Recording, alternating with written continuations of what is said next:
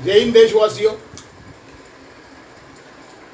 अभी कुछ वक्त पहले, थोड़े ही समय पहले महाराष्ट्र के मुख्यमंत्री माननीय उद्धव जी ठाकरे साहब अभी फेसबुक ऑनलाइन आए थे और काफ़ी लोगों ने, पूरी महाराष्ट्र की जनता ने अपेक्षा लगाई थी, सारे लोगों की नज़र टीवी पर थी।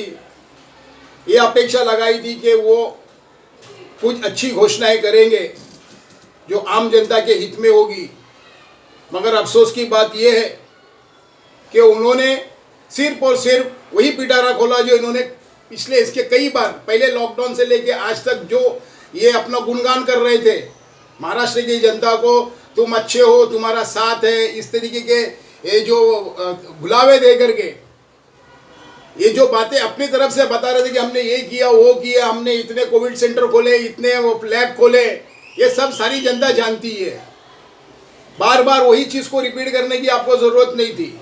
लगभग आपने 40 मिनट के लगभग माननीय उद्धव ठाकरे जी ने जो संबोधित किया जनता को, उसमें जनता के लिए कुछ भी नहीं दिया है। बता रहे हैं कि इतना निराधार योजनाओं के अंदर हमने इतने 1000 करोड़ रुपए दिए, वो किन लोगों को मिले, किन लोगों के खाते में गए। ऐसे कई लोग निराधार हैं जिनको हम जानते हैं, हम सोशल फील्ड में हैं। कोरोना के अंदर हम काफ़ी लोगों को अपने तरीके से मदद पहुंचाने का प्रयास कर रहे हैं। मैं अध्यक्ष हूं बहुजन वंचित विकास संस्था का। इस माध्यम से हम कल भी कुछ बहुत सारी मीटिंग्स हमने की है। साथियों, ये सिर्फ बातें करने से नहीं हल होता है। मैं माननीय उद्धव जी ठाकरे साहब से ये कहना चाहता हूं कि आपने जो निर्बंध लगाया, जनता ने आपको पूरा योगदान, पूरा साथ दिया। काफ़ी दिनों से आप ये निर्बंध 15-15 दिन से बढ़ाते जा रहे हो। आपके मंत्रियों के, सरकारी अधिकारियों के खाते में काफ़ी सारा पैसा जमा है। आप लोगों को किसी चीज़ की ज़रूरत नहीं है, लेकिन आम जनता जो रोज़ कुआं खोद के पानी पीने वाली है, उसका हाल इस वक्त बहुत बुरा है। इससे सलून जो है वो सारे इफेक्टेड है, मॉल बंद है, उससे मॉल में काम करने वाला लेबर इफेक्टेड है, छोटे मोटे कारखाने बंद है, उसके अंदर काम करने वाले लोग इफेक्टेड है, लोकल बंद है। इसलिए जब से विरार वसई के लोग जो बॉम्बे में काम करने के लिए, कामकाज के लिए आते थे, वो किसी भी तरीके का काम हो, वो सारे अपने अपने घरों पे बैठे हैं। लोगों का जीना बेहाल हो चुका है। राशन किन लोगों को मिल रहा है? माननीय उद्धव जी ठाकरे साहब और मोदी साहब, आपको मैं ये विनती करता हूं कि आप कभी गौर कीजिए कि इस मुंबई में, इस महाराष्ट्र के अंदर की बात तो नहीं, लेकिन इस मुंबई के अंदर एक सर्वे के नतीजे में आया था कि 67% लोग किराए के घरों में रहते हैं। आज उनका किराया कोई माफ नहीं कर रहा। काफी सारे शॉप्स जो है वो किराए पे लिए हुए लोगों के हैं, वो किराया कोई माफ नहीं करता। और सबसे बड़ी बात यह है कि बिजलियों के बिल ये आज तक आपने माफ नहीं किया, ना उसे कम करवाया। ये लोग कहां से इसमें अपना योगदान आप चाहते हो? हम कैसे आपको योगदान करें? किस ढंग से आपको और योगदान चाहिए?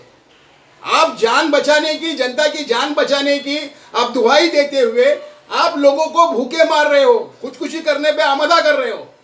कई लोग आज बुरे हालात से गुजर रहे हैं। आपको इसका विचार करना चाहिए। बच्चों का भविष्य खतरे में आ रहा है क्योंकि उनकी पढ़ाई आज 1.5 साल से ऊपर हो गया, रुक गई है। अगर इस प्राइमरी में अगर बच्चे नहीं पढ़ेंगे, आगे जाके उनको और कैसे वो आगे की बड़ी स्टडी, हायर स्टडी कर पाएंगे?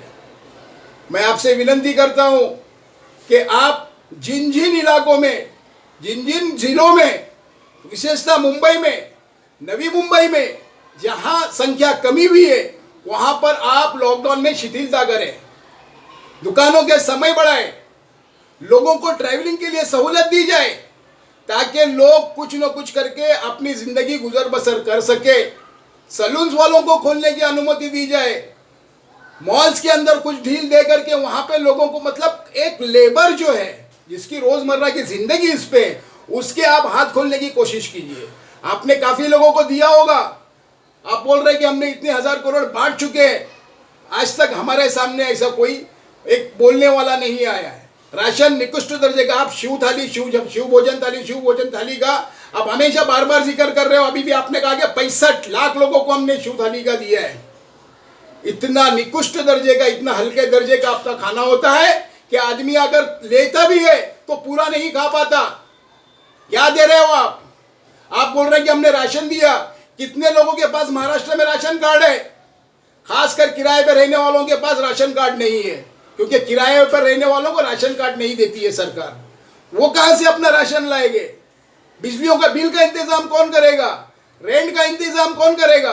आपको ये सारी चीजों का विचार करते हुए महाराष्ट्र के अंदर और खासकर मुंबई उपनगर जितने भी है, यहाँ पे अभी ये संख्या कम हो रही है, आपको इसके अंदर शिथिलता देनी चाहिए। वरना आप बोलते हैं कि रास्ते पे मत उतरो, मजबूरन जनता को रास्ते पे उतरना पड़ेगा, क्योंकि घर में भूखे मरने से अच्छा, बाल बच्चों को भूखे तड़पते हुए मरते देखने से अच्छा है कि हम आकर के करोड़ों के साथ में लड़ते हुए मुकाबला करते हुए मरे।